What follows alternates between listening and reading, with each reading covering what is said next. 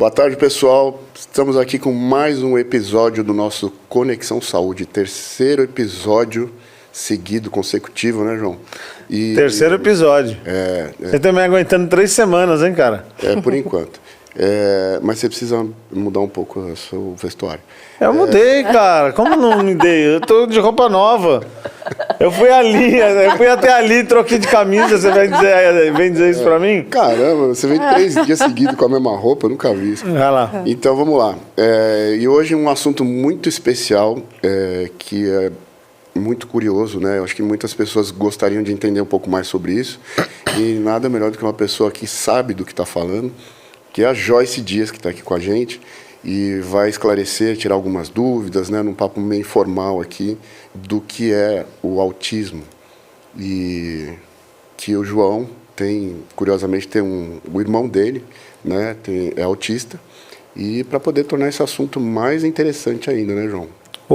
Aí que vai ser mais interessante mesmo, porque aí eu vou trazer todas as minhas dúvidas. Isso aí. Você viu que a gente chama para já vale uma consulta grátis. Já deixa ali na porta que a gente acerta no final, tá? Então vamos começar mais um episódio do Conexão Saúde com Joyce Dias. Bom, vocês já falaram, né? Eu sou a Joyce, eu sou fonoaudióloga, eu sou diretora e fundadora de uma clínica multidisciplinar, que a gente atende crianças, adolescentes e adultos com autismo e outras síndromes também, né, incluídas. E aí a gente trabalha desde a primeira infância até o finalzinho da vida, né? Geralmente as pessoas têm uma ideia do autismo só na infância e a gente tentou levar essa visão também, né? Que essas crianças, elas crescem, elas se tornam adolescentes, adultos e aí os desafios eles vão mudando também. Nossa, você falou um negócio que é um negócio que me tocou agora. Que toda vez que quando tem episódios que falem sobre autismo, que eu participo, eu sempre questiono o fato de esquecerem que os autistas crescem. Uhum. Eles não são só crianças. É verdade. E normalmente se fala sempre da criança, não fala do adulto. Sempre, a maioria, né? Eu acho que é um tema que as pessoas estão acostumadas a olhar para a primeira infância, que é geralmente onde vem o diagnóstico, as terapias mais intensas, né? Uma grade maior de acompanhamento. E aí isso vai se perdendo conforme essa criança vai crescendo também. Então hoje a gente também não tem muitos lugares que atendem adultos, né, que conseguem dar essa assistência, esse suporte na vida cotidiana, na vida normal, para o trabalho, para o relacionamento, enfim. Então, é uma visão que é importante a gente ter também, né? E outra coisa, né, o adulto ele tem uma particularidade que ele, entre aspas, já tem um certo domínio da própria vida, né? Uhum. E muitas vezes ele não aceita o local que lhe é imposto a fazer um tipo de terapia. Ele tem que também aceitar.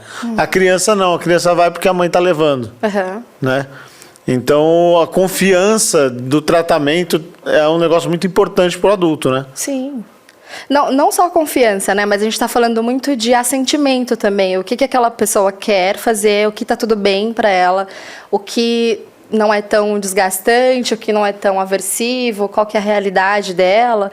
Eu acho que essa dificuldade, assim, da gente conseguir oferecer terapia para adultos, nem tanto é do adulto dar essa permissão ou essa liberdade, né, para o terapeuta. É muito do terapeuta conseguir acessar essa pessoa e sair ali dos protocolos, né? A gente precisa olhar para a vida daquele adulto, o que é interesse dele, o que é vida, o que é rotina. E aí a gente consegue. Cada um tem a sua particularidade, né? Sim. Tem coisas que são de comum a todas as pessoas, mas tem coisas que não são muito pertinentes de você abordar com determinados indivíduos. Exatamente. Bem por aí mesmo. O que você acha disso, Robson? Você conhece o Bruno lá? É muito, como ela falou, é muito particular, né? Individual. Porque pelo pouco que eu sei, né? O autismo ele tinha alguns graus que pelo decorrer do tempo ele foi evolução, né, do estudo e tal, mudou. Então parece que hoje você tem menos divisões, né, para poder conotar qual nível a pessoa tá. Isso. E como que é isso hoje? Como é que era, né? Na verdade, assim, quando que foi Quando começaram a diagnosticar o autismo, falando, não, isso aqui é ou era síndrome de Asperger, não é? Era, não sei se não é mais. Mas assim, quando começaram a documentar, falar, putz, isso aqui é uma patologia. E como começar, dividiu, é assim, assim, assim, depois foi evoluindo para isso, e hoje como que tá? Eu acho que assim, a gente tem lugares diferentes, né, sobre essa pergunta. Então, aqui no Brasil, por exemplo, não faz muitos anos, assim, a gente está falando de 20, 25 anos, que as coisas começaram a ter mais estudos, mais acesso à informação, diagnóstico. Então, a gente tinha clínicas aqui, por exemplo, que as pessoas com autismo, elas eram internadas e amarradas, e casos muito graves, assim, né?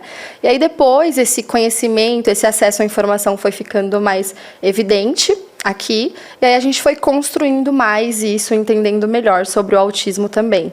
Então, como você disse, antes a gente falava grau 1, grau 2, grau 3, Asperger, né? Mas hoje a gente fala sobre nível de suporte. Então, que nível de suporte essa pessoa precisa para ela conseguir ali levar uma vida mais próximo do cotidiano de todo mundo, mais próximo da realidade de todo mundo possível, né? Qual é o nível máximo de suporte? 3. Então, a gente tem nível 1 de suporte, que é preciso de um suporte.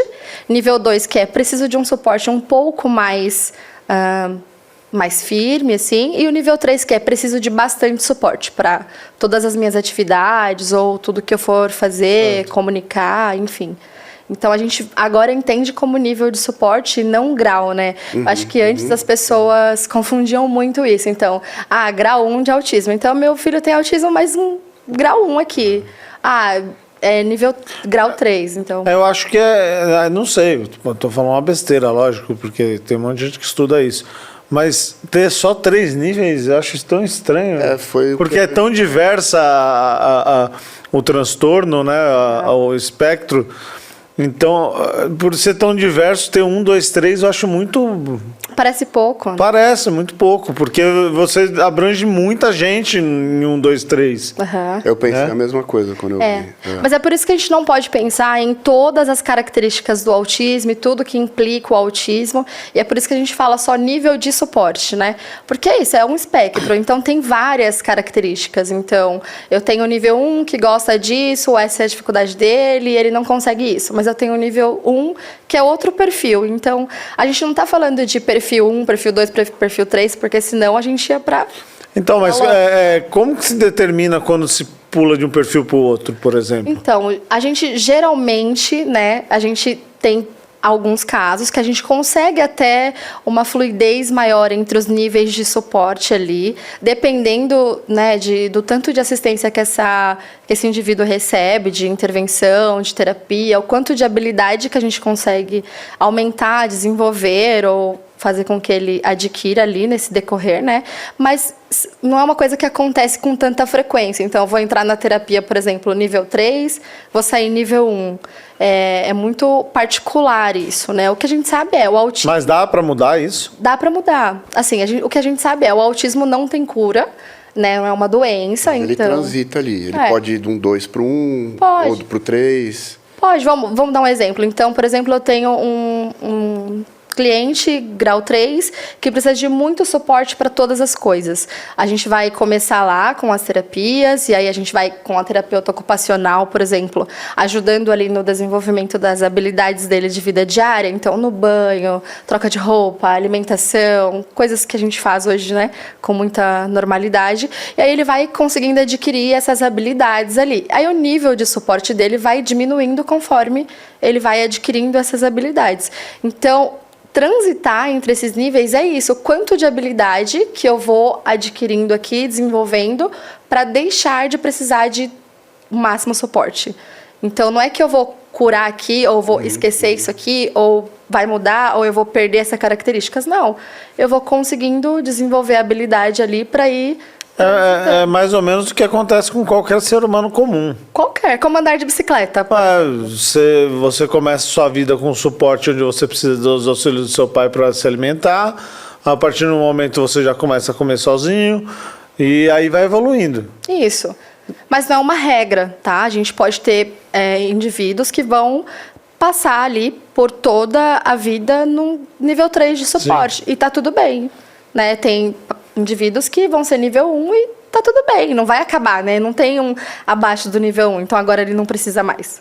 Ele ainda vai ser autista e ele ainda vai precisar de suporte, seja em áreas diferentes ali. Talvez não com troca de roupa, mas pode ser com comunicação, por exemplo. Né? Talvez não como me ensinar a falar, mas como me ensinar a interagir com outras pessoas, no meu trabalho, como que é esse ambiente, sabe? Entendi. Eu acho que, desculpa te cortar, cala a boca. Não falei nada, não falei nada, Cala cara. um pouquinho. Que nervoso que você tá. Relaxa. Tem água aí. O que ele tomou? Aí, tá vendo? Perdeu o raciocínio. Perdeu. Igual você fez comigo na semana passada. Tá descontando, né? Ficou passando a mãozinha em mim e eu perdi o raciocínio na pergunta. Tá vendo? Lembrei. Agora, calado. Não, fala mais. Não. Eu acho que o que eu vejo é que até que ponto, eu acho que isso é muito comum, as famílias não aceitarem que o filho, estou falando no caso da criança, né? Às vezes até do adulto também, que possa ter um nível, na necessidade de um nível de suporte. Não, meu filho não precisa disso. Não, é um TDAH. Pode ser confundido no início com, é um TDAH, alguma coisa assim, ou não vou levar meu filho porque isso aí é uma coisa de maluco e tal. Tem muito essa barreira, não tem? Tem muito. Eu acho que por duas razões. Uma é falta de informação mesmo. Não sei o que é, acho que é uma doença, acho que isso aqui, meu Deus, que difícil e tudo isso. E tem a segunda, né? Porque é muito difícil para as mães, para os pais, é muito difícil a sociedade, é muito difícil na escola, é muito difícil na família. Então, muitas vezes, essa negativa não vem porque eu tenho um preconceito, vem porque eu tenho medo. Isso. Como que eu vou proteger essa criança, né? Então, ele vai para a escola, como que eu vou cuidar dele na escola? Ele vai para a escola, ele não vai aprender como as outras crianças. Como que eu protejo meu filho disso? Então, de repente, se eu falar que ele tá tudo bem, que ele não tem autismo, que não tem nada... Às vezes é melhor, né? Vai acabar Vamos fazer vista batido. grossa. Isso, vai passar batido. Acho que é mais isso o que eu vivencio hoje, né, com as minhas famílias. Quando elas chegam de recém-diagnóstico do neuro, por exemplo, é isso, é um medo de, e agora? Né? Como vai ser? Vai para a escola normal? Vai comer normal? Vou fazer o quê daqui para frente? Acho que é mais nesse sentido. Mas é óbvio, a gente enfrenta muito a negativa, né? Enfrenta muito esse processo de eu vou aceitar, vai ser um período difícil, aí eu vou aceitar, aí eu vou buscar o tratamento, vou buscar a intervenção, sabe? Aí as pessoas vão lá e falam assim, olha, eu tenho uma amiga que tem um filho assim, e é o filho dela, né? Não, tem uma amiga que tem um filho assim, mas não é pra falar. Não, tem pessoas que muitas vezes não querem nem ouvir, né? E as pessoas tentam alertar, mas a pessoa não quer ouvir porque não quer acreditar que tem alguma coisa. Isso eu tô dizendo na fase inicial, né? Às vezes fica até brava, né? Fica brava, fala, você tá falando o quê? Você acha que o meu filho é o quê? E aí daí por diante. E tem pessoas que, para se protegerem desse tipo de coisa, acabam muitas vezes mudando para interior, meio do mato. Ainda existe isso, queira ou não queira, existe. E já existiu muito mais, né? Mas hoje em dia ainda deve existir. E a gente entende também aquela particularidade de amor de mãe, né, que a gente fala. Porque normalmente quem mais abraça aí nesses casos são as mães, né? Porque é muito difícil um pai largar o emprego para poder cuidar de um filho, porque inicialmente é altamente... o nível de suporte é muito alto, né? Porque já tem o nível de suporte de uma criança normal. E aí entra dentro do espectro, que eu não digo que não é normal, mas que é diferenciado. Típico e atípico. E aí tem que ir para uma terapia, tem que se locomover, não vai fazer isso sozinho. Dificuldade de comunicação, de locomoção. Pô, imagina isso, a pessoa tem que praticamente viver em volta daquela criança, né? Na fase inicial. Eu acho que a gente até volta nesse tema, né? Do porquê eu não vou aceitar. É muito difícil. Então, hoje, dos pacientes que eu atendo, dos clientes que eu atendo na clínica, 98% só vão com a mãe. Tem alguns casos que eu nunca nem conheci o pai, por exemplo. O pai nunca foi lá e levou o filho ou a filha, nunca enfim, a gente nunca teve esse contato. Do contrário, tem mães que é isso, né? Não conseguem trabalhar fora, não conseguem ter uma outra ocupação, não conseguem ter uma rotina, uma outra vida, porque eu vou levar meu filho para terapia 8 da manhã, meio-dia eu vou buscar, aí eu vou levar para a escola 1 hora, aí eu vou buscar às 5, e das 5 até 1, 2 horas da manhã é minha responsabilidade também. Então eu tenho que estar atento com o banho, com a alimentação, com evitar os riscos, né? Enfim, cuidar ali de casa para que ele também se mantenha bem e o ambiente esteja bom para ele. Então, a gente está falando de mulheres que precisam abdicar de todas as coisas, praticamente, e algumas até conseguem, assim, uma rede de apoio um pouco melhor, que ajuda com uma frequência ok, né? Mas 100% das famílias, geralmente, né, o mais recorrente, é que as mães estejam à frente de tudo mesmo. E é muita demanda, né? Bastante. Eu acho que eu já perguntei isso em uma ocasião. Tem algum estudo que demonstra, que notifica o seguinte: é mais comum em crianças do sexo feminino, masculino, é mais recorrente, a incidência maior, tem alguma coisa... A gente tem, assim, um início de estudo, não tem nada ainda comprovado, não tem nada, assim, estatisticamente, nada disso ainda, mas tem alguns estudos, né? E é lógico que o nível, acho que a gente pode ver isso em todos os lugares, né? O diagnóstico, ele é muito mais presente para os meninos, né? Exatamente isso. A gente tem uma incidência maior, mas alguns estudos, né, que já existem, falam muito disso, né? A menina, ela tem uma característica social, mesmo dentro do TEA, diferente dos meninos. Sim. Então, é mais fácil para a menina copiar, é mais fácil para ela ver o que está acontecendo, mais fácil para ela conseguir transitar ali entre as amigas. Ela meio que se mascara de uma forma diferente. Isso. Então, aí o diagnóstico é mais difícil, né? O diagnóstico mesmo, não que a dificuldade, as meninas, o autismo seja mais fácil para as meninas, não. Mas o diagnóstico é um pouco diferente, né? Então, quando eu levo a menina lá no neuro, ele vai olhar para outras coisas também que acontecem ali junto, né?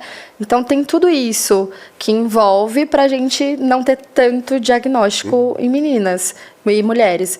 Mas é muito ainda recente, né? Os estudos ainda estão caminhando para isso. Não tem uma causa genética só nos meninos, por exemplo. Não tem. Não tem nem diferença anatômica, nem zero, né? Zero, não tem. Não tem como você... Tem, por exemplo, uma substância, uma enzima que o cérebro não produz pode causar tal, não, nada, né? Não tem ainda. Até a causa do autismo mesmo, então, né? Ainda é muito investigado. Tem casos que tem incidência maior aqui na família, então tinha alguém na família. Probabilidade. Isso. Mas tudo é probabilidade. Mas é 100% congênito. Nunca teve uma documentação de olha... Adquiriu. Não. Já nasce com autismo e morre com autismo também. Há uns 3 anos atrás, 4 anos atrás, tava uma febre de diagnóstico de autismo. E todo mundo falava, autista. E é autista. E as pessoas falavam só disso. Você enxergou isso no meio do seu trabalho? Ou você viu que realmente eram autistas? Ou simplesmente foi meio que colocado na conta do autismo? Tem várias teorias sobre isso, né? O que eu penso na minha prática clínica. 3, 4 anos, a gente está falando pandemia, pós-pandemia, a gente está falando desse momento. Que o que aconteceu? A gente precisou desacelerar.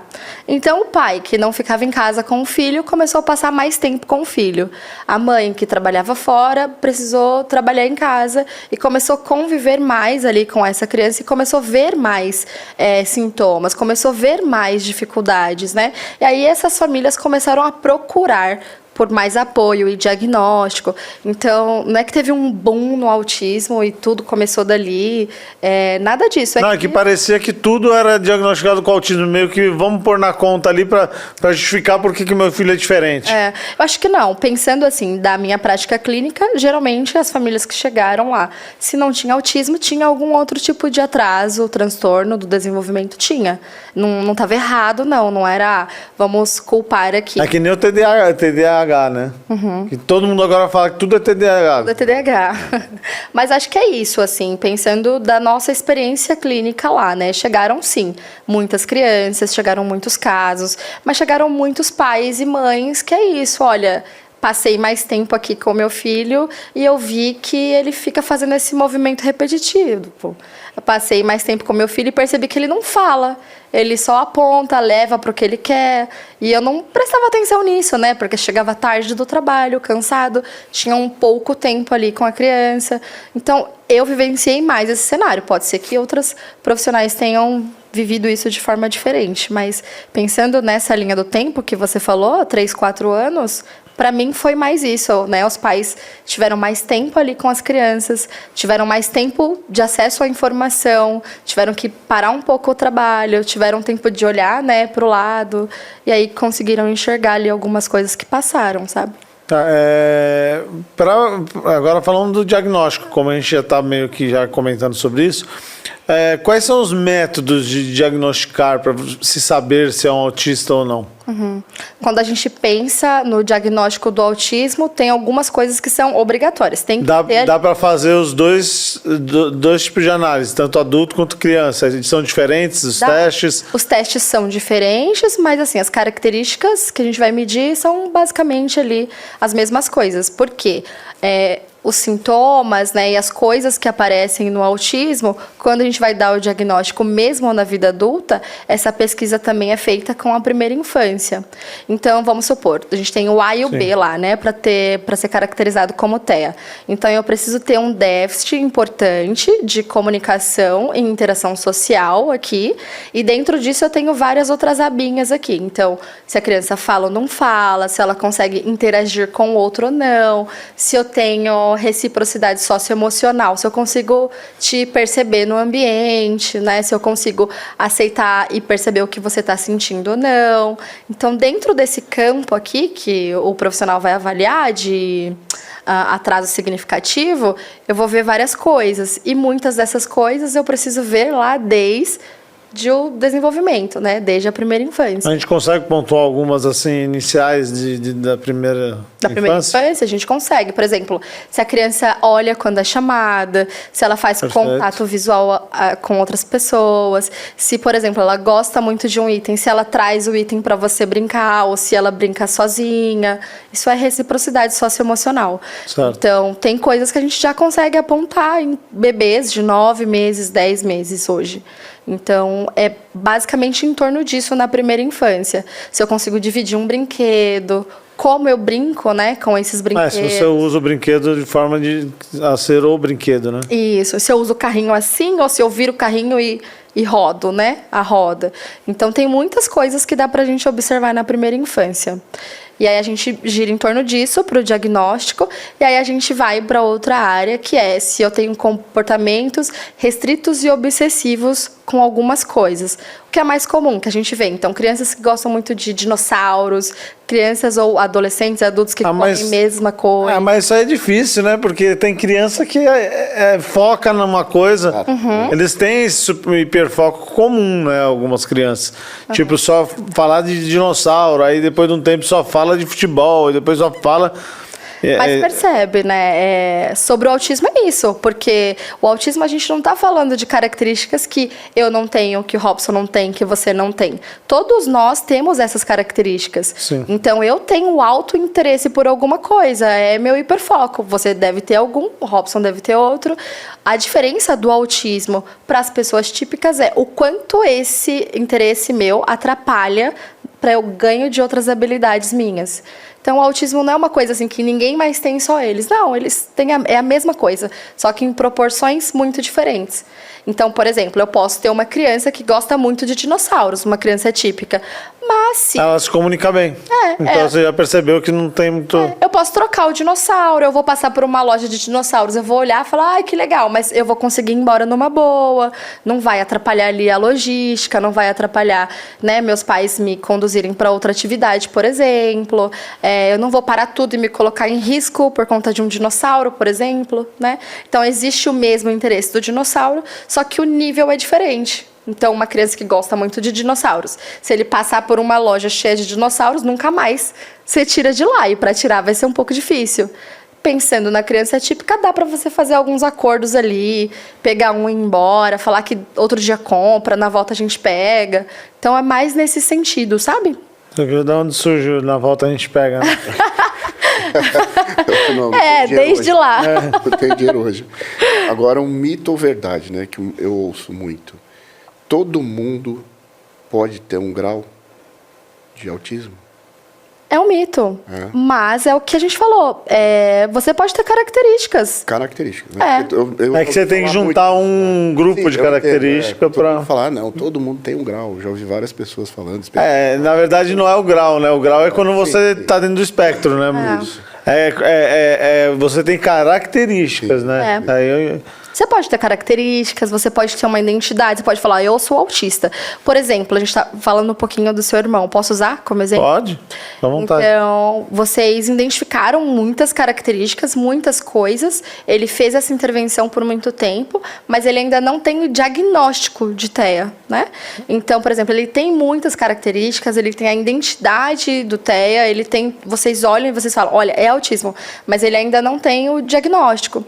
A mesma coisa... E o histórico também, né? Porque a gente teve um levantamento histórico ali, onde ele desenvolveu a fala só com 7 anos, ele só brincava sozinho, os brinquedos dele, ele que fazia. Tem um caso interessante, inclusive, que por muito tempo ele saía no quintal e pegava pedaços de galho de árvore, enfincava no chão e punha um prendedor de roupa na ponta e pegava as telhas que estavam sobrando em casa, telha antiga, velha, e punha no chão em volta desses negócios. E por muitos anos ele fazia isso repetidamente todos os dias. Ele ia lá e fazia isso. E aí eu percebia que quando ele terminava de fazer, ele pegava a bicicleta dele e ia dar uma volta de bicicleta. Aí eu comecei a reparar, eu comecei a olhar, e ele começou a aperfeiçoar o que ele estava fazendo. Ele achou um barbante e começou a passar no prendedor. Aí comecei a olhar, isso é uma rua. Ele construiu uma rua com os postezinhos, eram os galhos de árvore com um prendedor na ponta, com fio. A lombada era as telhas, que ele quebrava torta à direita as telhas, que ela passava com a bicicleta e quebrava. E ele ficava ali a tarde inteira fazendo aquilo para poder andar um pouquinho de bicicleta. Aí que maluquice. Maluquice. Olha que interessante a dimensão de como as conexões são feitas diferentes, né? Pra eles. E é difícil para quem tá de fora mesmo entender, né? Entender o que tá acontecendo. Eu não entendia. Aí depois que eu não entendi, eu falei, tem uma puta lógica isso aqui. Lógico. Só eu que sou idiota que não percebi. Eu sempre digo, lógico que tem. Então. Tudo tem. Todo comportamento tem uma função, né, para eles. É difícil, às vezes, a gente encontrar essa função, perceber o que tá querendo dizer, ou o que tá querendo fazer, mas sempre tem, né? Não é nada... Outra coisa que ele teve muita dificuldade foi de sair da fralda. Aí a gente tirou a fralda na marra, não tinha mais fralda. Ele começou a fazer, sabe como? Ele evacuava no jardim. Que ele viu o cachorro evacuando no jardim, ele fazia igual. Até foi indo. Aí ele começou a usar um banheiro. E aquele banheiro que ele usa até hoje, ele não vai em outro banheiro. Ele fica incomodado quando ele tem que ir em outro banheiro. É isso, né? Então percebe, por exemplo, a importância, né, dessa terapia mais intensa e os profissionais para irem dirigindo aí esse processo. Provavelmente esse processo foi muito doloroso para ele, assim, doloroso e confuso, porque, tá bom, e agora? Tirou minha fralda. O que eu sentia, para mim, o que eu sentia é que ele estava cagando e andando pra gente. Era a gente que tava mais preocupado que ele. Literalmente. Em sair da frase. Foi fazer um jardim. Literalmente. Mas você sabe que eu tenho uma experiência isso com um cliente que eu atendi, meu primeiro cliente particular. E aí eu fui pra casa, muito nova ainda, recém-formada, eu acompanhava ele em casa. E aí ele evacuou na piscina também, mas por conduta ali terapêutica, né? Eu não precisava questionar ou brigar com ele ou nada disso. Eu só retirei ele da piscina, levei pro banheiro, a gente trocou a roupa, ele voltou. Quantos anos? Ele tinha 3 na época. 3. O Bruno fazia cocô na piscina também. Ele não... Mas olha como a gente não tem a percepção. Você falou, eu acho que ele tava cagando e andando. Só que aí, por exemplo, eu voltei pra ver essa criança 2 anos depois. 2 anos depois. E naquela época, pra mim, ele não tá nem entendendo aqui. Vou tirar ele da piscina, vou levar e tá tudo bem. E aí, quando eu entrei no quarto, ele falou pra mim assim, você ficou brava comigo. Eu falei, que dia? Ele falou, quando eu fiz cocô na piscina. Ele lembrou, né? Eu falei, não fiquei brava com você. Ele, você não falou comigo. Você me levou pro banheiro, tirou a roupa, mas não falou, não olhou, não deu risada. Não explicou. Não explicou. Então, assim, não é que eles estão cagando e andando ou não estão percebendo ali, né? É que eles funcionam diferente. Então, a perspectiva deles é outra, né? E depois dessa minha experiência com esse meu cliente, eu comecei a olhar diferente, né? Para essas situações. Que pra gente, às vezes, não tá nem aqui, né? Não tá nem vendo, não tá nem... O mito... Como que você falou aí? Mito ou verdade? Mito ou verdade? Quem tá dentro do espectro chora? Chora. Ou não chora? Claro que chora. Nunca vi meu irmão chorar. Mentira, sério? Que forte. Nunca vi ele chorar. Chorar? Chorar, não. Não, chorar, não. Tô falando chorar emotivamente. Ah, tá. Não de chorar de dor. Ah, tá. Eu ia falar, nossa, calma. Não, chorar emotivamente. Porque o chorar de nervoso e aquela coisa assim, já vi, mas nunca vi de emoção. Aí a gente volta a falar da característica de reciprocidade socioemocional. Então, é difícil para alguns deles reconhecer o que está acontecendo ali no ambiente. O que essa ação me diz? Não sei, tô vendo alguém com as malas indo embora. Alguém tá com mala indo embora, mas é difícil entender de fato o que tem por trás dessa pessoa indo embora. Então, é nesse lugar. Mas não é que eu não tenha emoção, não é que eu não fique triste, não é que eu não sinta as mesmas coisas, mas é muito difícil eu entender o que está acontecendo. Então, por que eu percebo que numa situação dessa, por exemplo, você falou de malas indo embora. Minha mãe mora fora, ela mora nos Estados Unidos. E quando ela vai, pra ele, tá indo. Tipo, eu acho que é muito mais aflitivo do que emotivo. Ele fica mais aflito, porque vai, e agora? Mas a aflição não é um comportamento emocional? Não, sim, mas não de chorar, de sentir falta, vou sentir falta. Não desestabiliza muito. Talvez ele não diga aqui, né? Não consiga organizar essa ideia para falar assim, nossa, eu vou sentir falta. Ou consiga identificar o sentimento de saudade, por exemplo. Mas não quer dizer que ele não sinta. Não quer dizer que não esteja presente lá esse sentimento, né? Porque existe. Claro que existe, de saudade, de dor, de tristeza, de tudo. Mas eu tenho barreiras ali de comunicação, então como é que eu vou dizer isso, sabe? Como que eu vou identificar um sentimento? É difícil pra gente. Às vezes eu choro e não sei. Aí eu preciso de alguém falando assim, você tá nervosa por conta disso aqui, ou você tá ansiosa com isso aqui, calma, o mundo não tá acabando, né? Acontece com a gente. Então imagina com eles que é difícil fazer essa conexão de, caramba, o que é isso agora que eu tô sentindo? É o quê? É saudade? Eu tô com medo? É tristeza? Né? Então, o problema é mais na externalização ou na comunicação do que o próprio...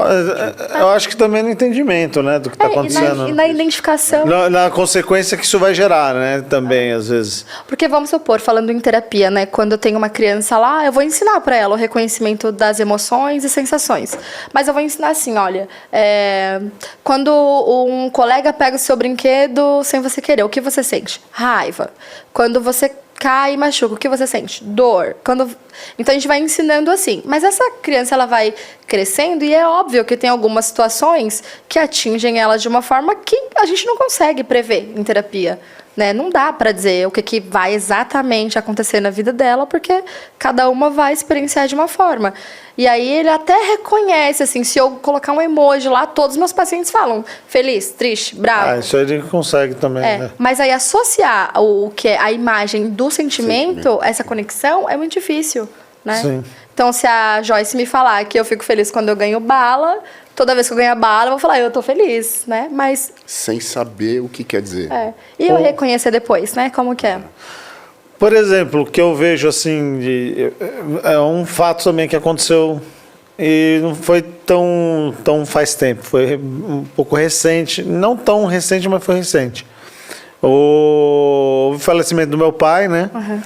E meu pai ficou um mês na UTI ali, entre sai de UTI, semi-UTI, aquela coisa, né? E ele ia visitar, levava o jornal, tipo, tratando como se nada estivesse acontecendo. Tá no hospital, tá? E aí meu pai faleceu. E ele não ficou sabendo porque ele não estava no momento. Uhum. E aí informaram eu e meu irmão mais velho, mas não me informaram o meu outro irmão e nem ele, né? Uhum. Aí liguei pro meu outro irmão, chamei ele, falei, como que a gente vai contar isso pro Bruno? Falaram, Bruno... porque o Bruno morava com meu pai e com o meu outro irmão. Uhum. E o meu outro irmão não estava em casa, foi até o hospital e ele ligou pro Bruno e falou, Bruno, traz um terno pro papai, não sei o que, papapá. E o Bruno, ele, toda vez que você fala alguma coisa com ele, ele te questiona contrário, para saber o que ele tem que te responder. Ele fica matutando na cabeça dele para saber como ele tem que se comportar. Uhum. E aí pediu, eu falei, não, é pra você trazer só, para ele poder ter uma roupa aqui extra, que não sei o quê. Aí a gente não queria contar para ele por telefone, né? Porque a gente não sabia a reação dele. Uhum. Não tinha ninguém com ele na casa, né? Aí ele chegou, a gente contou. Aí eu falei, papai foi descansar, que não sei o quê. Ele parou, me olhou, pegou o telefone dele, mandou uma mensagem pro meu tio. Meu pai faleceu. Um tio meu lá do Rio de Janeiro. A primeira pessoa que ele pensou, meu pai faleceu.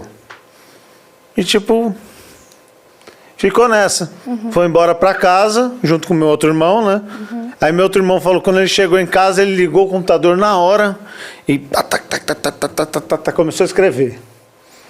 No computador, escrevendo. O computador pra ele é só jogo, né? Uhum. Mas não, ele tá escrevendo. Aí no dia seguinte, estamos lá no velório, ele saca uma carta.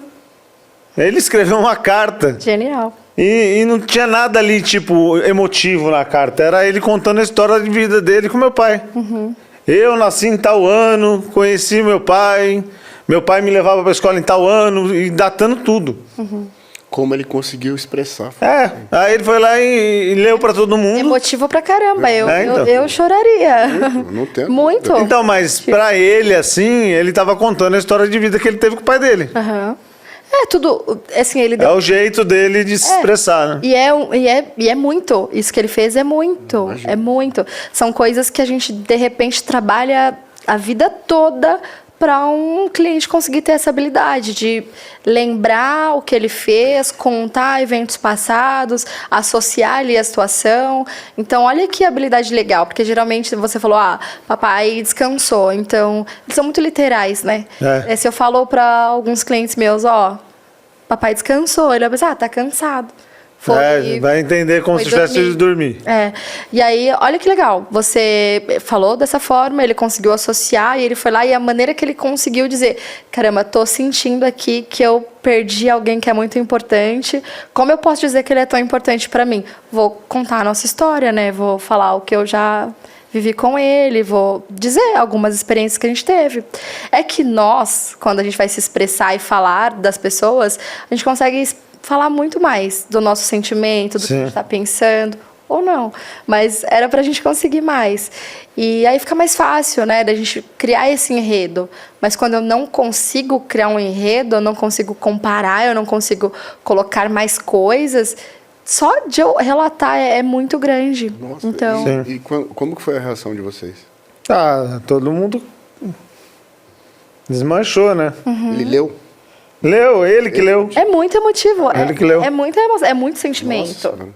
Ele abriu a cartinha lá e começou a ler para todo mundo. Uhum. Então, e aí, né, que você falou, às vezes parece que ele não tá nem aí. Mas tá aí pra caramba. É o que importou pra ele, né? As coisas que marcaram pra ele estavam ali. Exato. O dia que ele entrou em tal escola, que o pai foi levar ele não sei aonde, que o pai deu a primeira bicicleta, ele tinha tudo na cabeça, as datas. Tudo. Primeiro videogame. Caramba. E foi. Você É. vê quanto marcou, o quanto ele estava sentindo aquilo. E eu sempre falo isso, tanto para as mães quanto para os terapeutas da clínica. Às vezes a gente está tão no automático que a gente costuma pensar que eles não estão ali.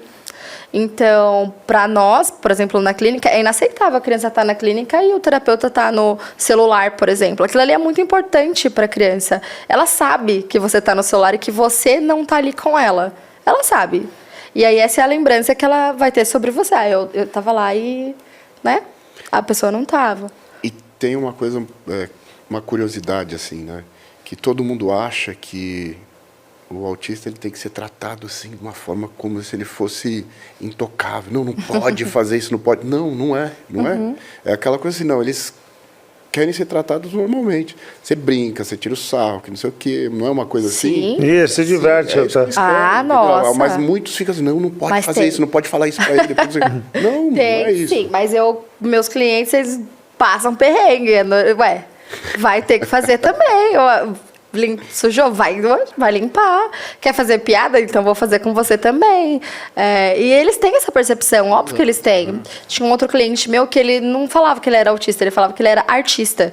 Porque sempre que ele falava que ele era autista, era isso, né? Tinha uma conotação diferente. Tinha, não, deixa ele ir então. Não, deixa ele fazer então. Vou jogar Uno aqui com ele, vou deixar ele ganhar. Ele odiava isso. Então ele falava, não sou autista, eu sou artista. Vamos jogar Uno? Tá, mas joga direito. Ele sempre falava, joga certo, eu quero perder. Porque é isso, né? A gente coloca eles nessa posição de que precisamos super proteger, precisamos tomar esse cuidado. Esse negócio do literal aí que você falou é interessante, né? Eles são muito literais com o que eles ouvem, né? E eu costumo brincar muito com meu irmão. Dessas coisas de falar uma coisa que não é, pra ver se ele capta. Mas quando ele não capta, na hora eu já sei que ele não captou. Então eu já corrijo, né? Aí eu falo sério. E aí eu lembro que eu fiz aquela brincadeira do peixe bola gato. Pra ele falar rápido em inglês. Bruno, você sabe inglês? Sei. Então fala peixe. Aí ele, peixe. Aí ele, fish. Né? Aí ele... Peixe bocate! Aí eu... Fala de novo, então. Aí ele... Vem bocate! Aí eu comecei a dar risada. Aí ele... você tá de sacanagem! Ele faz...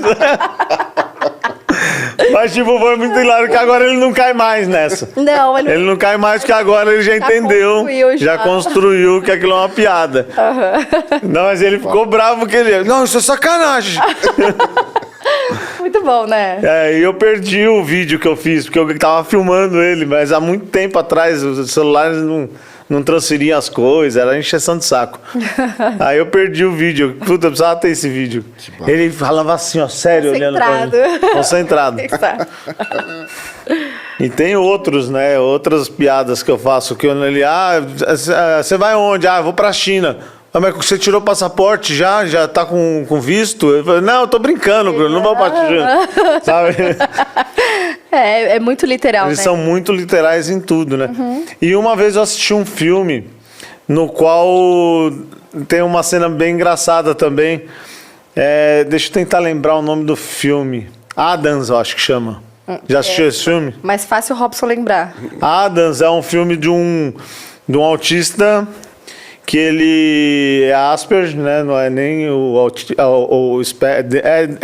Asperger é uma diversificação do... Existia essa terminologia antes, não existe mais. Agora é considerado nível 1. Né? Porque tinha isso, né? Eu sou grau 1, grau 2, grau 3 e agora eu sou Asperger, porque eu consigo falar vários idiomas, tenho várias altas habilidades. Então, esse termo já não se usa mais e quem se enquadrava nessas características agora é nível 1. De suporte.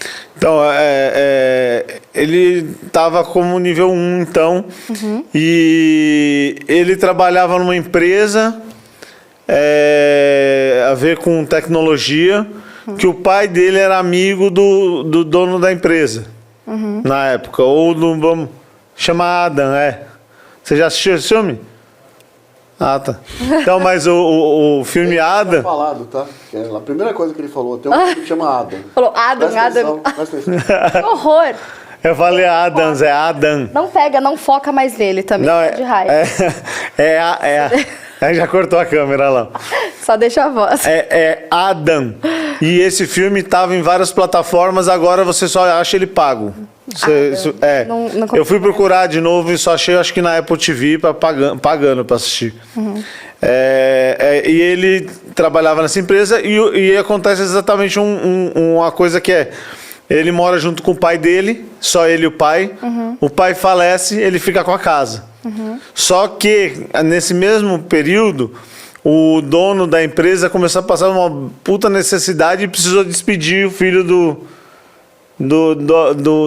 e despediu o menino. E ele se acha numa situação onde ele tem que mudar de casa. Para poder, ele ia ter que sair do prédio onde ele estava, só que ele começa um affairzinho com uma menina que é a vizinha dele. Que a menina acha interessante aquele jeito dele de ser, né? Era tudo muito diferente para ela. E ela meio que começa a namorar com ele, e aí ela vai para casa dele, aí fala assim, eu fico imaginando a gente não sei o que aqui na cama.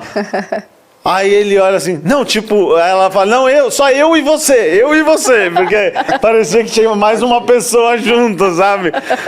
Ela teve que corrigir ele também, e tem várias coisas nesse filme muito legal para quem queira procurar. Muito legal. É um filme engraçado e ao mesmo tempo tem muita informação relevante. Muita informação relevante. O menino só come macarrão com queijo, tem essas coisas. É interessante, é bem interessante o filme. Não assisti ainda, vou procurar depois. Procura depois, quando tiver a oportunidade. Pra ver.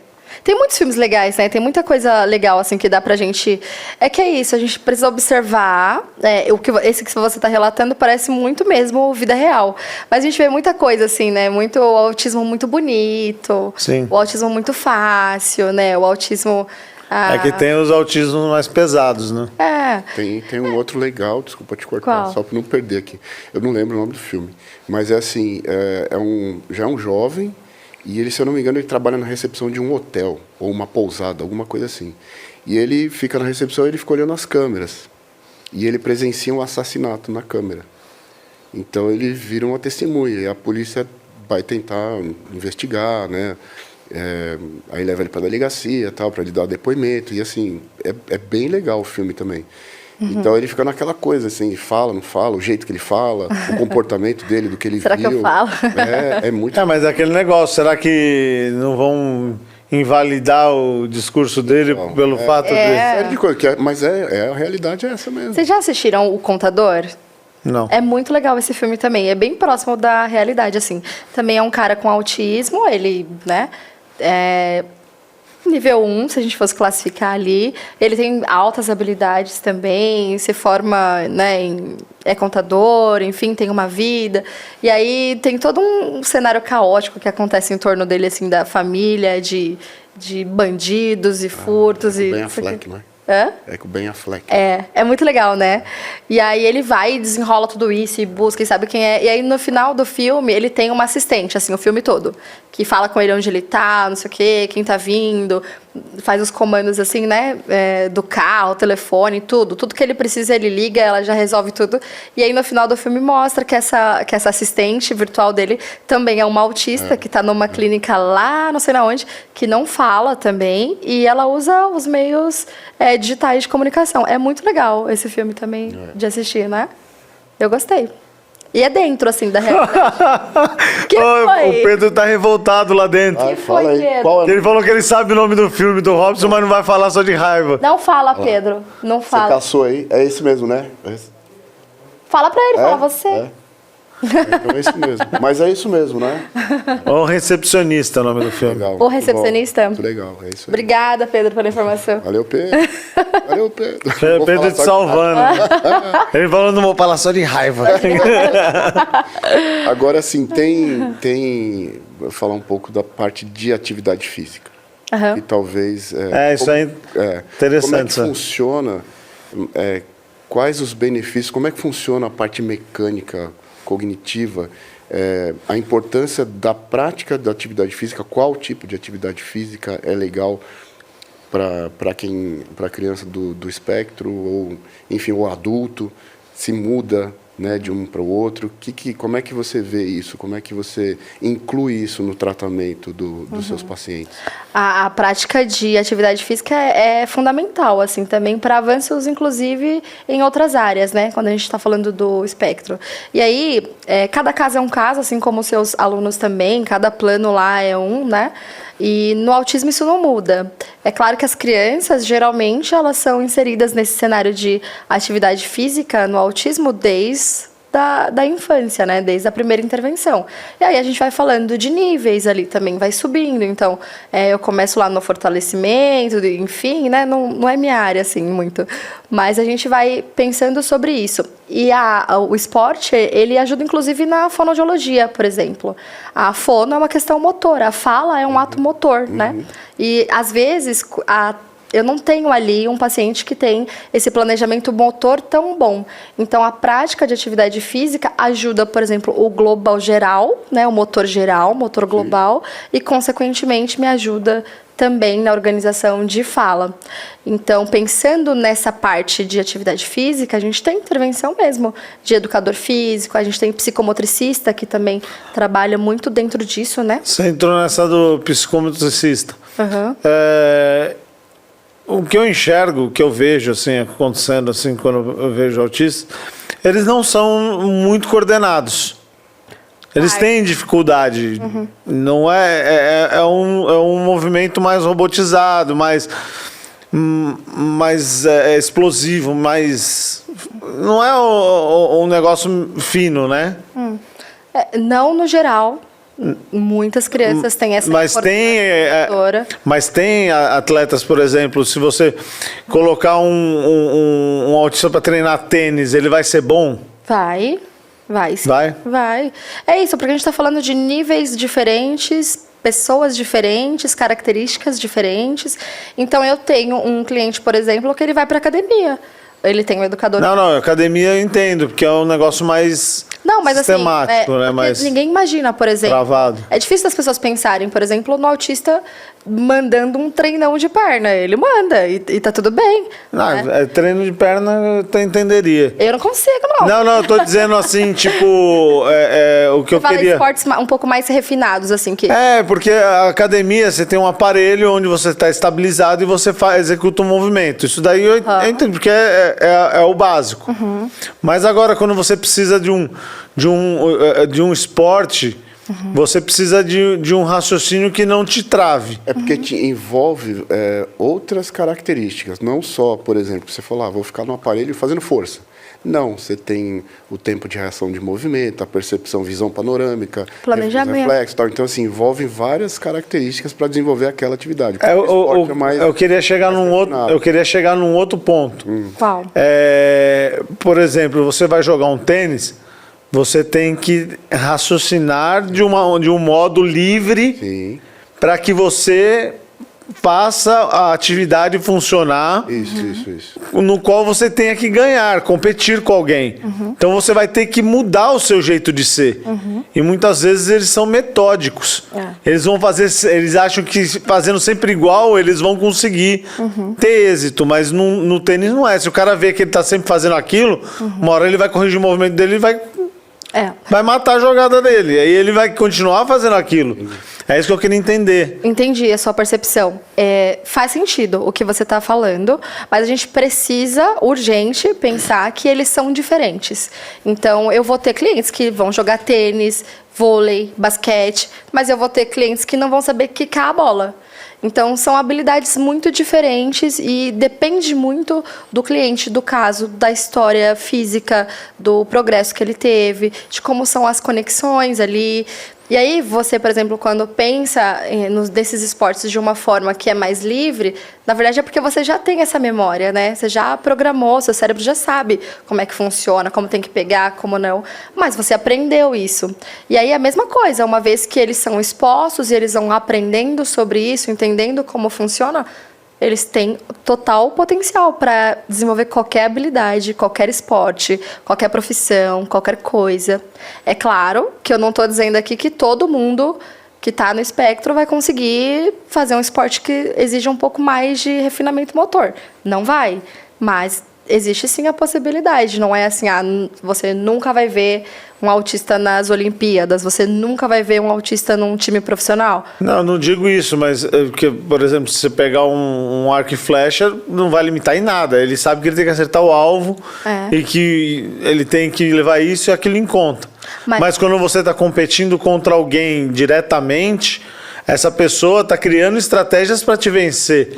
E muitas vezes o autista ele é engessado nessa questão do entendimento, de mudar o jeito de ser, entendeu?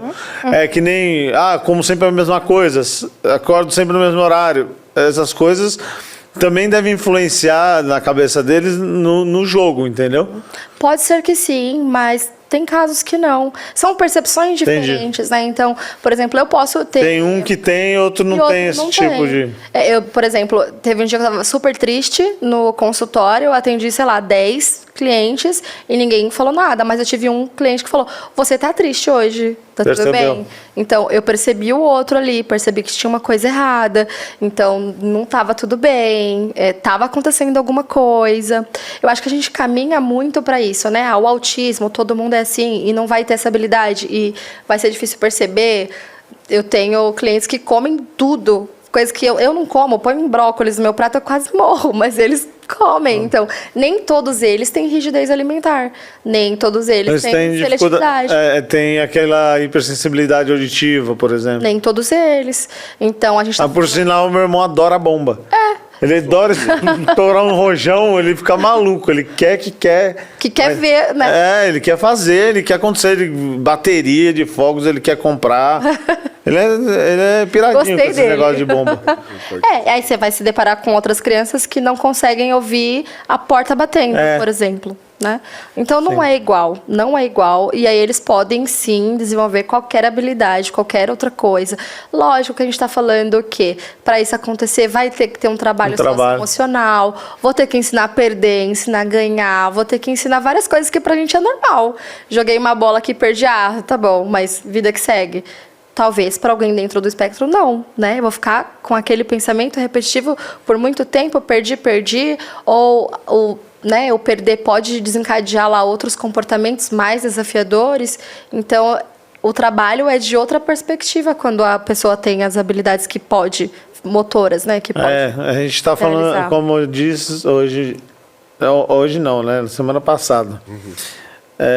A gente está falando de biologia, não está falando de matemática, né? Isso. É muito amplo, né? Eu até, principalmente quando a gente fala da área da saúde, a gente não tem um número exato. Mas como conseguem detectar o nível de suporte necessário, existe algum comportamento padrão que tem que ter mais cuidado? Por exemplo, olha, a criança do espectro, ou o adulto, né, do espectro autista, em hipótese alguma você pode fazer tal coisa.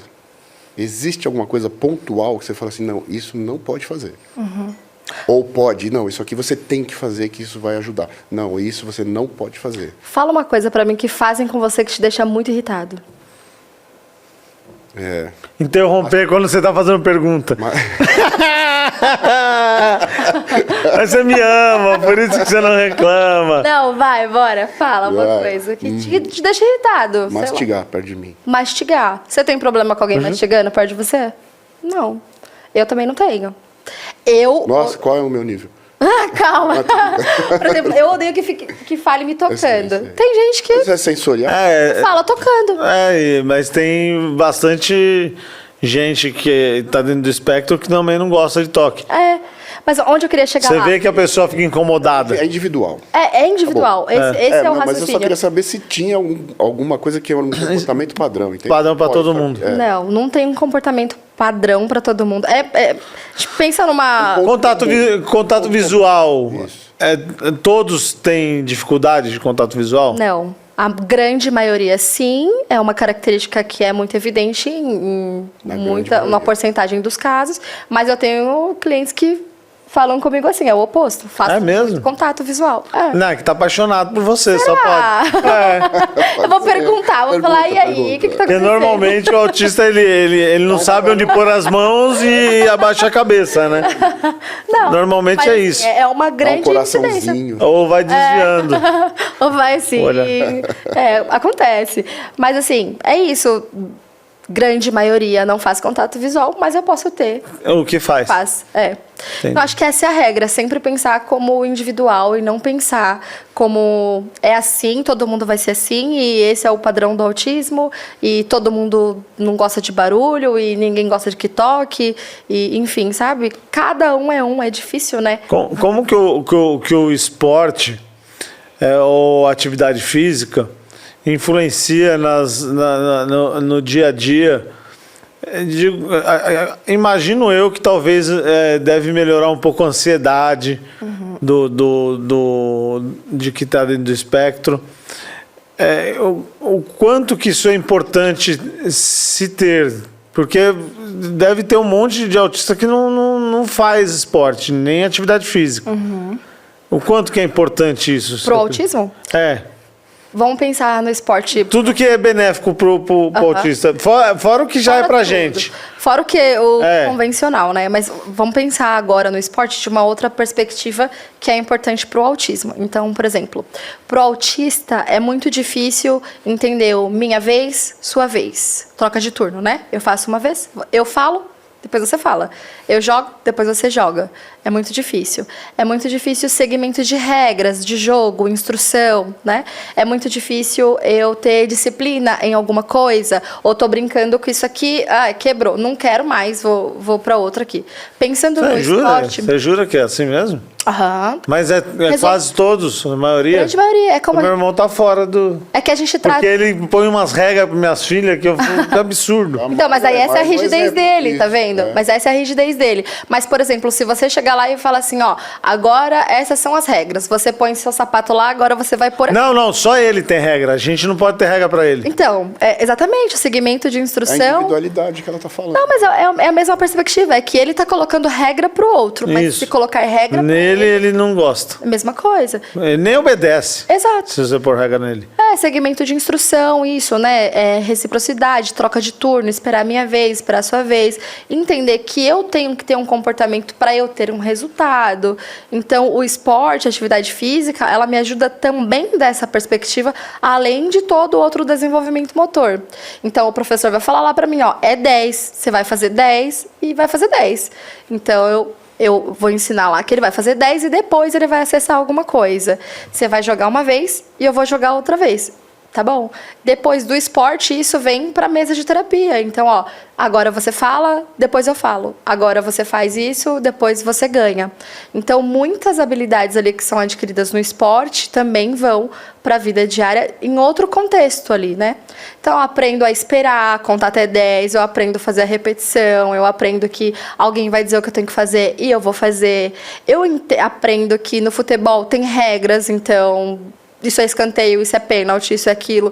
Então, eu não posso fazer tudo que eu quero, sabe? Então, dessa perspectiva, também contribui ali para a vida diária do indivíduo, a atividade física. Não só no muscular, na disposição, no que você falou, né, de diminuir a ansiedade. Claro que tudo isso também. Mas pensando no que mais que você perguntou, tem essas habilidades que a gente adquire no esporte também. Só ajuda bastante na terapia, provavelmente. Muito. Ele ficou nervoso comigo. Que eu interrompi a pergunta dele. Vai me interromper de novo? Mas tá vendo? Não era mastigar, era isso. Era interromper. Você tinha razão. Vai pegar vai pegar uma castanha. Agora eu vou lá pegar. Eu vou pegar lá uns bis e vou ficar mastigando aqui do seu lado.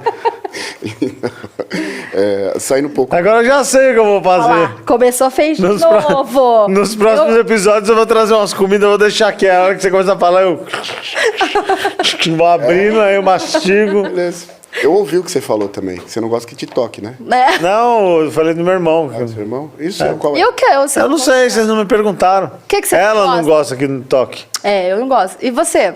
Eu não sei o que me irrita. Deixa eu ver o que me irrita. Você mexe no seu umbigo, assim? Não. Sua banha. Isso não, porque minha filha adora enfiar o dedo dentro do meu umbigo. Vai dar uma barriga. A mais velha. Deixa eu pensar aqui que me incomoda, cara. Fala aí. Isso é verdade. Qual? Desorganização. Pronto, eu sou muito desorganizada. Desorganização pra mim não. Não, porque se você precisa de alguma coisa, você tem que saber onde procurar. Aham. Se alguém desorganizar e essa pessoa não estiver perto de você, você não vai achar. Você vai ficar 3 horas procurando uma coisa para fazer em 2 segundos. Nossa, Então tem que ser arrumado. tem muito rancor aí. Quem bagunçou suas coisas? Lá em casa, ele falou? é que lá em casa é assim. Nossa, que Você bravo. viu o jeito que ele falou? Eu vi. E você começou a sair faísca. Assim, ó. Não, lá em casa acontece isso aí direto. Onde que tá tal coisa? Sempre quando a gente precisa para arrumar um negócio, onde tá, cadê o negócio que tava aqui? Ó, não vai... Ninguém sabe. Cortar pra Bel não ver isso, hein? Ninguém sabe onde tá o negócio. Tem que cortar pra... Aí você leva 20 minutos pra achar o negócio pra fazer o negócio de 2 minutos. Tipo uma chave de fenda. 10 minutos pra achar a chave de fenda pra fazer. Vai ver, tá na gaveta do talher, né? Não, aí eu fico louco, porque eu falo, pô, eu perdi 30 minutos pra fazer um negócio que eu podia fazer em 2. Ó, como fica nervoso. Até a respiração. Eu tô revoltado. Bagunça essa mesa aqui pra você ver. Brincadeira. Mas aí, tá saber. vendo? Ó, eu sou super desorganizada. Se alguém arrumar minha bagunça, eu fico perdida. Eu falo, ué, calma aí, eu já sabia onde tava quando Não tava desbagunce bagunçado. a minha bagunça. Não desbagunça a minha Ó, o bagunça. Pedro já pegou ali, ó, que ele não pode deixar os equipamentos fora do lugar. Nossa, Pedro. Então, Sinto muito. Mas assim, saindo um pouco do aspecto técnico, né? Quando que você... O que despertou você esse interesse para essa especialidade? Sendo muito honesta, na verdade, eu fui levada, assim, né, para essa especialidade. Então, eu estava na faculdade, a gente tinha que fazer estágio externo, e aí uma amiga me convidou para estagiar na clínica que a família dela tinha, né? Então, Você é formada não tem nada... Psicologia? Fonoaudiologia. Fonoaudiologia? Não tem nada mágico, assim, nossa, né?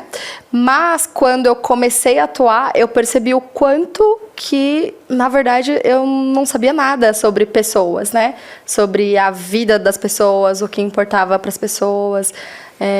Não sabia nem o que era autismo, eu tinha uma ideia completamente diferente, né? Fiquei muito assustada quando fui fazer os primeiros atendimentos.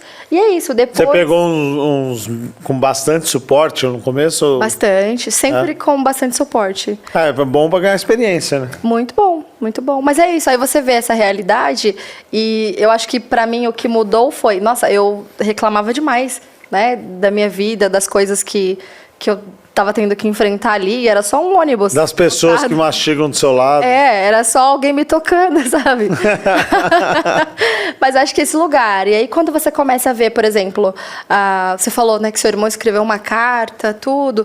Aí você começa a ver mães que chegam emocionadíssimas, falando: meu filho me abraçou, meu filho olhou pra mim, meu filho falou oi. Então, são coisas que a gente faz tão no automático que a gente nem percebe o quanto que isso é importante mesmo, o quanto que isso é valioso, né?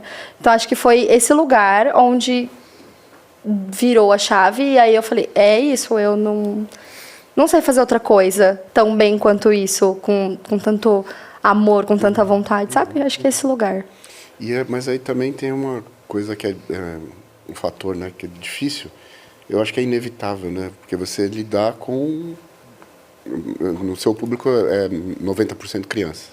Adolescente. Não, hoje misto. Assim. Adulto, não muito. Adulto, sim, também. Também. Mas você cria uma conexão. Porque você não fala só de uma atividade ou de uma patologia, enfim, né? Que é diagnosticada ali. Para você atuar, você precisa ter essa sua sensibilidade, a maneira de abordar, comportamento, relacionamento. Então você tem que sair, você tem que ampliar os seus horizontes ali para poder aperfeiçoar o seu trabalho. E aí você acaba criando um envolvimento, alguns laços ali. É difícil, né, separar. E eu imagino como que é isso para você, porque você tem os níveis diferentes ali, Né? Como você falou, tem um que vem, que fica olhando, o outro dá um presentinho, o outro não olha e tal. E como que é isso? Como é que você lida com isso, essa questão mais emocional? Você vai, com o tempo, você vai ficando mais calejada ou piora? Depois fala, pô, vai piorando. Porque como a gente está falando de um âmbito tão grande, né? É tão amplo, né? Não tem como você falar assim, o meu comportamento padrão vai ser esse. Porque cada hora você está vendo uma coisa diferente, que te toca de uma forma diferente, não é? Olha, eu não sei lidar como era para eu saber lidar, na verdade, né? A ciência, o código de ética fala, não se envolva com o seu paciente, vá só até ali, o profissional, não vá pro pessoal, para dentro da casa, para dentro, enfim, dos sentimentos ali da família. É isso, né? Não cria um vínculo tão forte a ponto de que, se o seu cliente, de repente, precisar mudar de clínica ou de terapia, isso vai ser uma coisa muito grande para você. Na realidade, era para isso acontecer, mas eu não consigo. Eu vou muito além disso. Eu acho que, para nós, fez muita diferença quando a gente começou a perceber que a criança, o adolescente, o adulto, na casa dele é diferente da clínica. Então, se eu não estiver na casa dele, se eu não souber como funciona a casa dele, sabe? Se eu não tiver um vínculo com a mãe dele a ponto dela estar muito tranquila para me falar que ela está tendo problemas de relacionamento com o marido, por exemplo. Como que eu vou dar suporte para essa criança se eu não acolher a vida dela num contexto total? Eu vou ser só uma máquina então você de atendimento. Documentando que é um fator determinante para o tratamento. Essa aproximação. É um fator determinante. É claro que te coloca ali, né, Robson, num lugar que às vezes isso vai ser muito bom, mas também vai ter o seu lado muito negativo, que é isso, né? É o sentimento que fica quando precisa encerrar esse ciclo, o limite que às vezes é ultrapassado, né, do pessoal para o profissional. Então, às vezes, a família que te acessaria ali até às 5 da tarde se torna a família que te acessa às 2 da manhã, às 3 da madrugada. Então, você começa a também ir para outras áreas que não são tão legais, assim. Mas que, se você não tiver esse vínculo, você também não vai conseguir acessar a criança ou o seu paciente, seu cliente, né? Às vezes os terapeutas usam termos diferentes ali.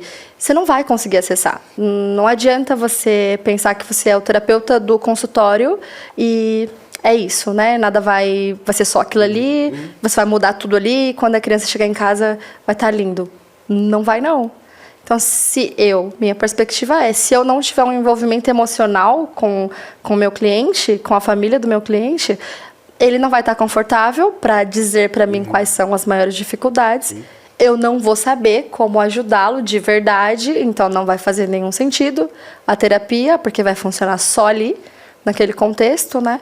E eu não vou ajudar ele a desenvolver as habilidades que ele precisa, porque eu não sei quem ele é, não sei como é o pai, a mãe, a avó, a rotina dele, sabe? Então, para mim, é muito difícil fazer essa separação de eu sou profissional e eu não vou envolver aqui no pessoal. Eu não consigo fazer isso, sabe? Assim, deixar as coisas em lugares diferentes. Fala se você puder, um caso complicado que você teve. Fala, você pode contar um? Posso, mas em o quê? Complicado, que foi difícil de você tratar, você fala, putz, eu tô perdendo noite de sono por causa disso e tal, que a família tava assim assado. Até mesmo porque o autista envolve muito o profissional, ele não sabe separar, né? Então, esse ponto que a gente tá tocando. Do pessoal, então deve ter tido alguma coisa que possa ter atingido você de uma forma que você não soube muito como se portar no momento. Ponto que você fala assim, putz, não tô conseguindo. Por exemplo, esse meu primeiro cliente que a gente falou sobre a experiência da piscina, né? Então, eu acompanhava ele em casa. A minha intervenção com ele era acompanhar ele em viagens, em casa, restaurante, aniversários. E aí, ali, foi chegando num ponto que eu já não era mais a terapeuta dele. Então, ele me procurava quando ele chorava, em vez de ir para a mãe, por exemplo. Aí, vinha para Joyce, eu brigava no restaurante porque alguém olhou feio pra ele, reclamou dele. Então, assim, eu me envolvi demais nisso e esse meu envolvimento prejudicou a intervenção, porque eu já não era mais a terapeuta. Então, a família não me via como terapeuta. Então, se eu falava assim pro pai, ó, isso aqui não dá pra você fazer. Ele falava, Joyce, mas, né, vamos ajustar isso aqui. Se eu falasse pra mãe, ó, isso aqui tá muito difícil, você precisa fazer assim. Ela fala, como não? Então, foi perdendo ali a validade terapêutica e, né, a gente foi indo para um ponto que não deu. Então, ali a gente precisou encerrar porque a gente estava nesse lugar. Então, nem a criança me via como terapeuta, eu não via mais ele como um cliente. Porque aí não tem como voltar mais. Não tem como voltar. Não tem como você criar esse vínculo e falar, não, agora eu não te conheço. Agora eu não conheço você mais. Agora eu vou precisar, sei lá, manejar aqui diferente. Não tem como. Então... Mas isso a gente não aprende, né, na faculdade. A gente não aprende. É só vivência. É só vivendo. Então, esse foi o meu primeiro cliente. Eu acho que foi a experiência mais difícil nesse lugar que você falou, assim, de até onde vai o terapeuta, até onde não. Eu acho que é essa situação. E a gente encerrou, ele foi para outra equipe, ele está super bem hoje. A gente mantém contato ainda algumas vezes. A mãe manda notícias, fala como ele tá. Eu acompanho ele de longe, né? Porque é isso. A confiança é um negócio muito pesado, né, nesse meio aí. Tanto do paciente quanto da família e do terapeuta. Eu não sei como que é o seu método de atendimento, de como funciona o seu trabalho. Mas já tive casos de psicólogos que... teoricamente, lesaram um pouco de confiança do paciente e pelo paciente saber desses tipos de coisa, acabou optando de não mais trabalhar com ele. Eu vou exemplificar. Tá. Queria praticamente armazenar um arquivo espião dentro do celular para saber com quem ele se comunicava em WhatsApp. Nossa. Porque a pessoa ia escrever para um monte de gente, fazia um monte de coisa, e eles queriam limitar a amplitude do que ele poderia fazer para tentar, em teoria, para um bem maior, mas em teoria rompendo a confiança de alguém, né? Porque era tipo, para ele não se pôr em risco. Eu até entendo os riscos que podem ocorrer, mas a partir do momento que se rompe uma confiança é muito difícil, né? É muito difícil. Mas você recomendaria alguma coisa do tipo, se você achasse que fosse necessário? Não, veja... Ou já viu alguém que fez ou usou esse tipo de método? Não, veja, eu acho que está tudo errado aí desde da intervenção, né? Porque, por exemplo, se eu quero que meu paciente aprenda a usar ali o WhatsApp, o celular, primeiro eu vou treinar ele para isso, eu vou dar informação para ele para isso, eu vou ter pessoas específicas que ele tenha um contato salvo, por exemplo, eu vou... É que, na verdade, já tinha, no caso ali, ele já tinha uma liberdade no acesso daquilo. Então, aí eu acho que é isso, né? O caminho por onde a gente entra ali é errado, então... Por que eu vou colocar um espião no celular ao invés de trazer ele aqui para a consciência de que, isso pode acontecer, tem isso, vamos fazer assim, vamos treinar aqui, posso ver com você, posso ir junto aqui, né? Posso mostrar para você, porque se é um cliente que você está falando que já tinha esse acesso, a gente está falando de alguém que tem um nível de consciência ok. A gente está falando de alguém que a família falou, um celular para você.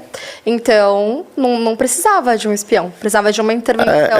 É que, em teoria, por exemplo, o meu irmão, por exemplo, ele sabe lidar bem, hoje em dia ele vive sozinho, ele vai na nossa casa, ele liga a gente liga para ele, chama ele para o churrasco, ele vai, ele participa de tudo, sempre ele quer estar envolvido. Só que a gente não sabe as atitudes que ele pode ter. E volta e meia surgem surpresas. E essas surpresas são coisas diferentes que a gente tem que saber lidar e aprender no momento que aconteceu. Exato. Isso é aí que eu queria chegar. Aí, olha o exemplo que eu vou te dar. Uma época ele decidiu que queria ter uma motocicleta. E ninguém foi a favor disso. Porque a gente não sabe como que o que seria o comportamento dele no trânsito. A gente sabe que ele tem muita habilidade com moto, porque quando ele era pequenininho tinha uma motinha e eu comprei uma moto uma época e ele dirigia super bem e hoje tem carta para moto. Só que a gente não sabe como ele iria se comportar no trânsito, até mesmo porque não depende só dele, né? Depende de todo um ecossistema em volta, ainda mais da moto que é tão perigosa. E ele queria ter uma moto. E ele pôs na cabeça que ele queria ter uma moto. E aí ele começou a juntar dinheiro. Ele viu que estava longe o sonho dele de ter uma moto. Porque ele não trabalha, né? E a gente sempre restringiu para que ele não conseguisse adquirir essa moto. E aí ele pegou o celular, entrou na OLX, achou uma moto que, entre aspas, hoje a gente chama de cabrito, né? Que é aquela moto de leilão que os documentos já estão tudo vencidos, se apreendeu, leva embora. E foi buscar a moto. Ele pegou o ônibus, ele foi parar em Diadema. Ninguém ficou sabendo, ninguém. Porque ele se comunicou, ele se virou. E aí ele foi para Diadema. Aí ele voltou com uma moto, sem piscas, toda zoada. Mas é uma moto, ele pagou R$1.200 na época. Pagou R$1.200 na moto. Aí ele chegou e encostou a moto na casa onde meu pai morava. Comprei. E meu irmão chegou, viu aquela moto, ele tirou uma foto. Olha como o Bruno apareceu aqui em casa. Aí eu liguei na hora, né? Eu falei, que porra de moto é essa? Da onde ele tirou essa moto? Ele comprou? Comprou de quem? Como? Vai que de repente alguém passou uma moto roubada pra ele, né? Aí liguei pra ele, Bruno, que história é essa? Que moto é essa aí que você tá aí? Aí ele, não, que eu já consultei lá, o cara vai ver pra mim quanto é que custa pra regulamentar o documento.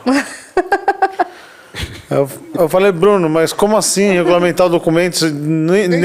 Você pagou e nem o documento você tem. Ele falou, não, o cara lá falou que era só eu ir no despachante, que o despachante já resolvia tudo pra mim. Aí o despachante puxou o cabrito da moto, era uma moto ex-moto de leilão, com, eu acho que só de imposto tinha mais de 2.000 para pagar, a moto valia 1.200.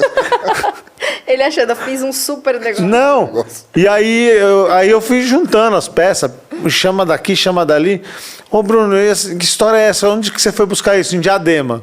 Aonde que você foi? Aí eu peguei o Google, né, aquele Street View, fui olhar... O buraco que ele se meteu. Não, a loja onde ele passou um número. Do perigo. Os caras tudo sentados, uma encarada olhando pro Google, assim, de braço cruzado, e atrás um monte de moto desmanchada.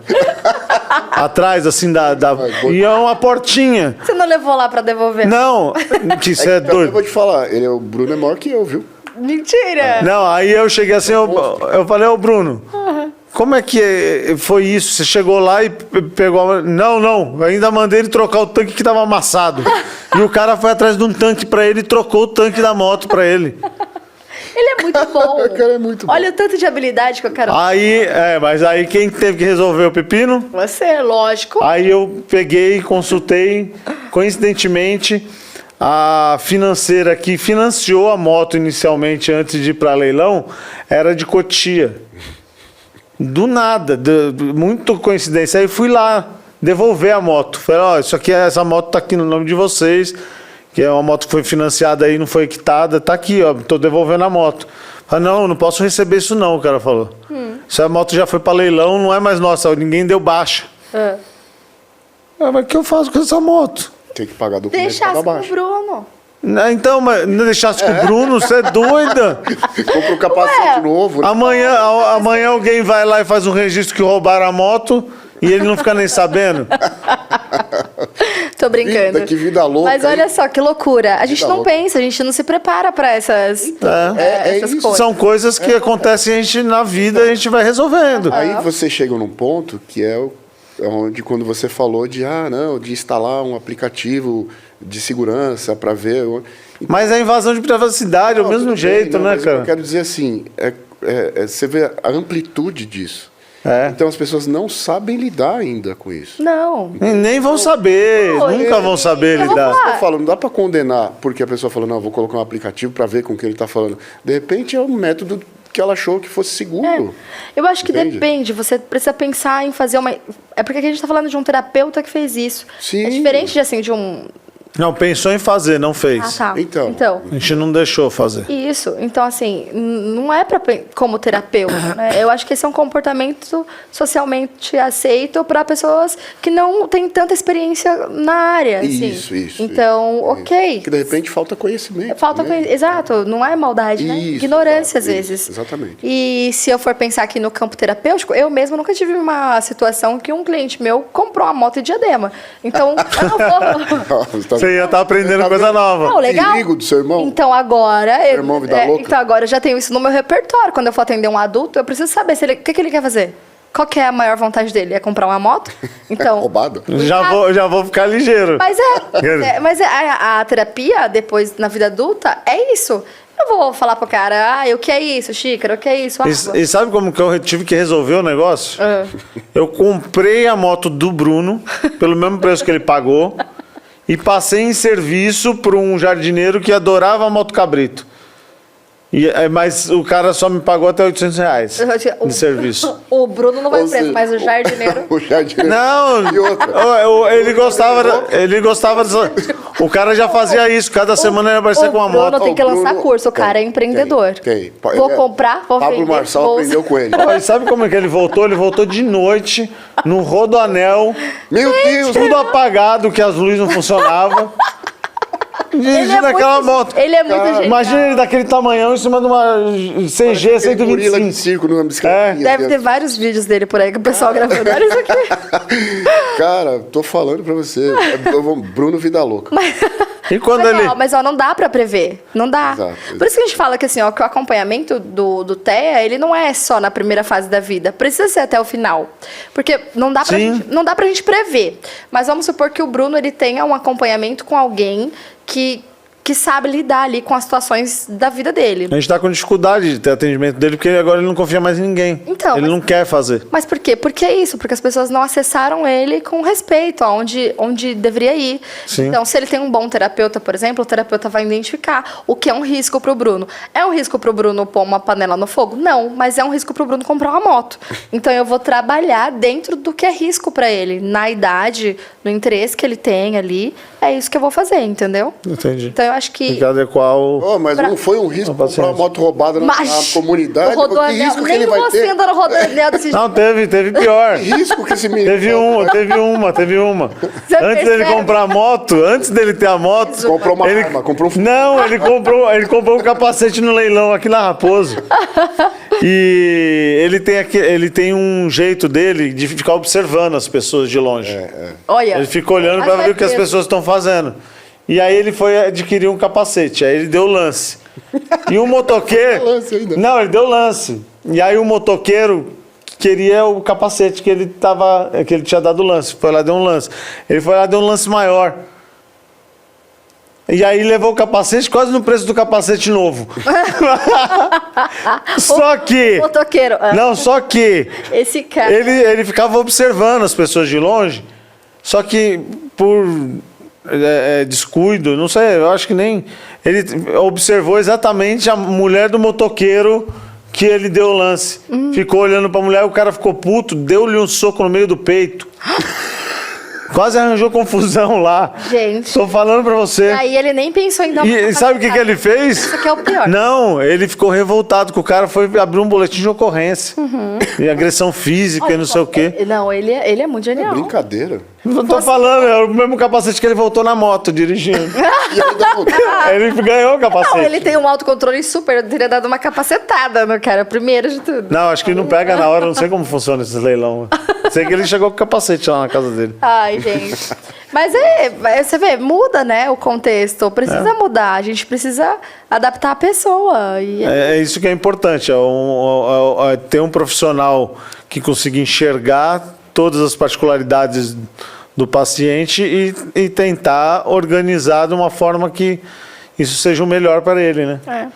Quando a gente fala do adulto, né, com TEA, a gente precisa pensar, infelizmente, em comportamentos que são socialmente aceitos.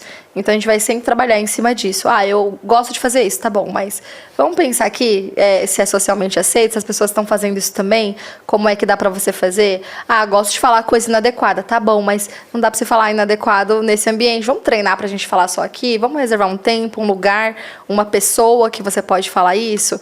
Então, muda o contexto, né? Eu acho que falta muito isso. A gente tem muitos adultos com TEA que é isso, né? Que estão completamente desamparados ou não confiam ou teve experiências muito difíceis, porque os terapeutas não estão prontos para esse público. É tudo. E realmente você tem que trazer ele a entender que existem regras e que algumas têm que ser realmente seguidas, né? E que nem tudo, né? É difícil, às vezes, você vender essa informação, né? Porque eles têm uma fixação, ideias que... E aí tem que ser muito bom. Realmente você tem que ter muita observação, muita persistência, jeito de como fazer, que cada um deve ter um jeito de aceitar aquilo. Eu acho que tem que ser mágico. Eu acho que tem que ser. Eu acho que não, e né? Eu acho que eu acho que tem que ser. Até porque, por exemplo, se eu for pensar sobre mim, eu não falo sobre a minha vida com qualquer pessoa. Eu não falo sobre as coisas que mais me assustam com qualquer pessoa. A gente não Só que não pode te tocar. Não, mas fala me tocando. Tá. Daí eu falo, não me toca, já falo. Mas assim, falando assim, né, para acessar o adulto com TEA, poxa vida, não é tão simples, né? Eu já tenho uma vida, eu tenho uma experiência, às vezes eu moro sozinho, mas às vezes eu ainda moro com meus pais, e às vezes ainda os meus pais ali controlam o meu celular e tudo. Então, quando eu chego na vida de um adulto com autismo, na vida de um adulto já deveria ter esse respeito máximo, né? Mas com autismo ainda, eu preciso entender que eu só vou conseguir algum resultado com ele se eu partir de onde ele está. Eu não posso chegar lá e falar, agora a sua vida é aqui, e é assim, e você fazia isso, mas agora não vai fazer mais. Não, eu preciso fazer as adaptações ali. E aos pouquinhos. E aos poucos, e trazendo ele e mostrando, porque uma coisa é eu ter a percepção de que eu estou falando inadequado. Outra coisa acho normal falar isso aqui, acho normal comprar uma moto. Vem falar que eu não vou comprar para você ver. Né? Então, mas é isso. Essa foi... a gente comentou no começo ali como fazendo uma avaliação do porque como o nosso tempo está ficando restrito, né? Aí, se alguém se comprar a moto, passa pro nível 4. Comprar a moto... Sim, porque o 4 é comprar o capacete no leilão. No leilão. Mas a gente falou de como diagnosticar na primeira infância, né? E eu queria entender, como o tempo já está um pouco mais curto, agora a gente já está meio que para finalizar, eu queria entender como que é essa avaliação no adulto. A gente já falou alguma coisinha ali, mas existe algum protocolo a seguir? Ou é simplesmente observações? Como é que funciona? Existe uma pontuação, uma graduação? Como é que é isso? Para você ter realmente um diagnóstico onde você vai lá fazer a avaliação, tem um diagnóstico e ele vai num profissional do lado, vai fazer o mesmo diagnóstico, ter a mesma... Quem que dá esse diagnóstico? Neuro, sempre. Então, existem alguns protocolos, sim. Aqui a gente ainda não tem acesso a tantas coisas assim, como nos Estados Unidos, por exemplo.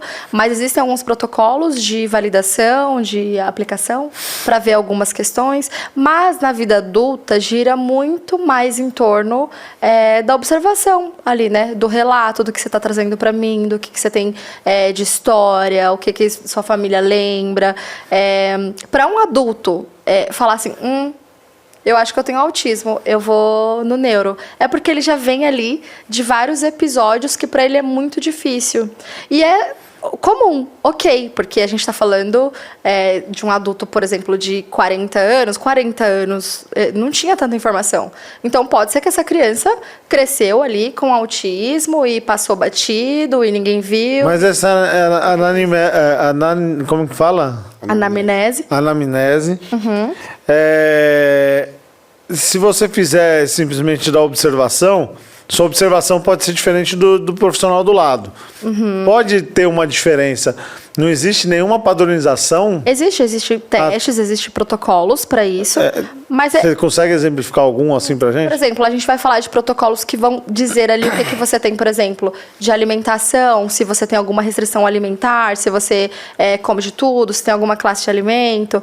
Vai padronizar, por exemplo, o comportamento, qual o seu nível de irritabilidade com isso ou aquilo, se você tem algum comportamento estereotipado, repetitivo. Então, ele é dividido por subcategorias, assim, né?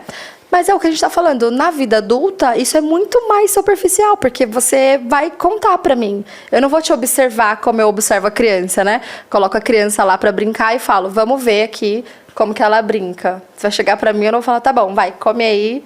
Deixa eu ver, querendo ou não, o diagnóstico no adulto vai ficar sob perspectiva do que você está me trazendo mesmo.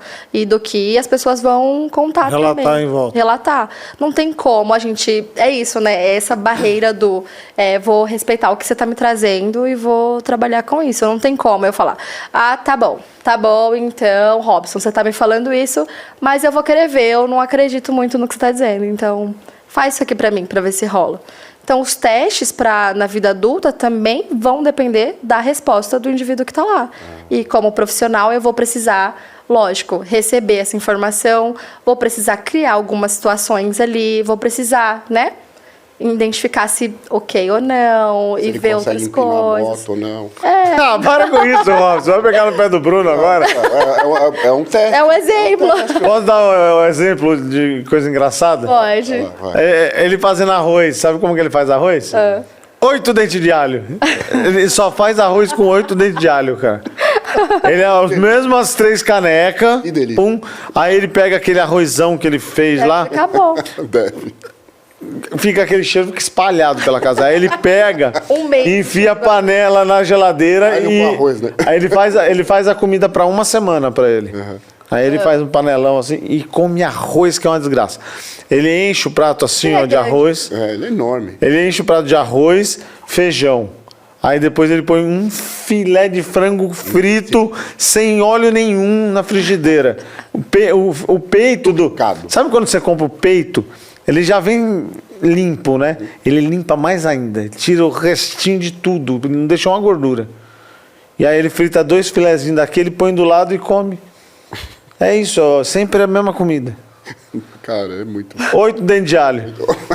O cara é uma maromba, assim, eu olho pra ele. Pois é, então, um teste pro nível 4 você consegue empinar a moto ou dar Para um de RL. perturbar O nível 5 eu vou... Chama o Bruno. Olha só. É bom que ele mudou o foco, não é mais em mim que ele tá enchendo o saco. O nível 5 qual é o valor que vocês podem chegar num leilão de capacete? Né? Coisas que eu treinaria com o Bruno, por exemplo. Mas acho que é isso. Deu pra... É que fica meio vago, né? Na vida adulta, assim. Porque é isso, né? Você vai depender do que a pessoa tem de informação. Dificilmente você vai conseguir testar isso, verificar. Você passa por uma linha que você perde a confiança se você põe a pessoa a teste, né? A prova. Pô, ela tá falando, ninguém gosta de falar assim, não, eu tenho autismo. Não, ele mesmo... É um desafio.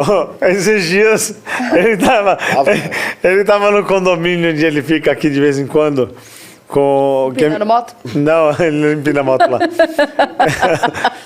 Aí ele tava parado lá e deu um rebuliço lá no condomínio, que aí comentaram no grupo do condomínio lá onde ele fica que tinha um rapaz com autismo, que não sei o quê, que as pessoas entendessem, parará.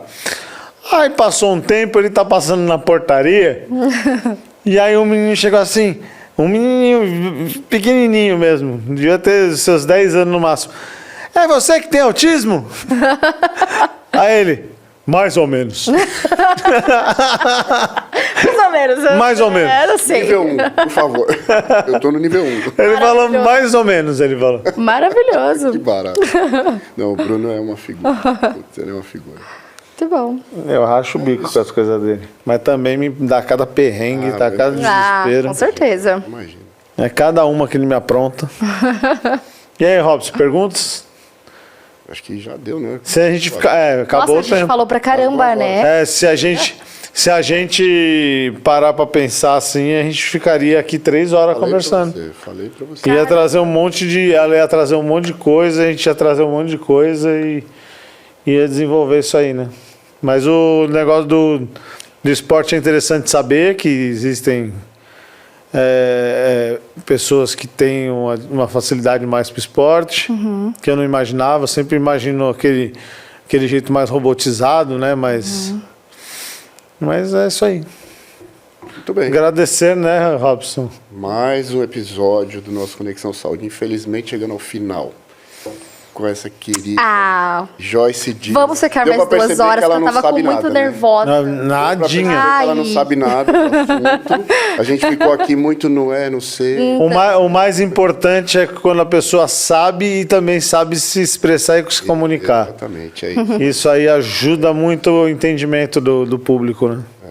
Obrigada. Muito obrigada. De parabéns. Muito obrigada pelo convite. É muito gostoso falar do que a gente gosta, né? Sim. Fica fácil. Fica fácil porque ninguém pode te questionar de nada. Se eu falasse qualquer bobeira, vocês iam falar o quê? Eu fiquei 10 anos estudando isso aqui, você quer ainda... Se eu falasse claro que não, você ia falar o quê? Você ia concordar. Então, aí agora, fala pra ela. Eu queria agradecer pelo seu tempo, porque a gente sabe que tempo, hoje em dia, para todo mundo é muito precioso. Você deve ter abdicado de alguma atividade que você tinha para fazer, para trazer conhecimento para a gente aqui e para o nosso público do Conexão Saúde. Dizer que nossa tela também está disponível para quem quiser ajudar projetos. Olha só, como a gente está começando, então... Isso. E deixar o espaço aberto para que você passe seus contatos, passe seu Instagram, as pessoas que queiram tirar dúvida ou queiram contratar o seu serviço ou simplesmente tirar alguma dúvida ou simplesmente só falar com você. Aqui essa câmera é sua. Pedro, tá... Aqui, ó, nessa aqui, ó. Qual? Tá bom? Já tá em você. O Pedro tá meio desligado hoje. Não, mas é isso, gente. Obrigada pelo convite de novo.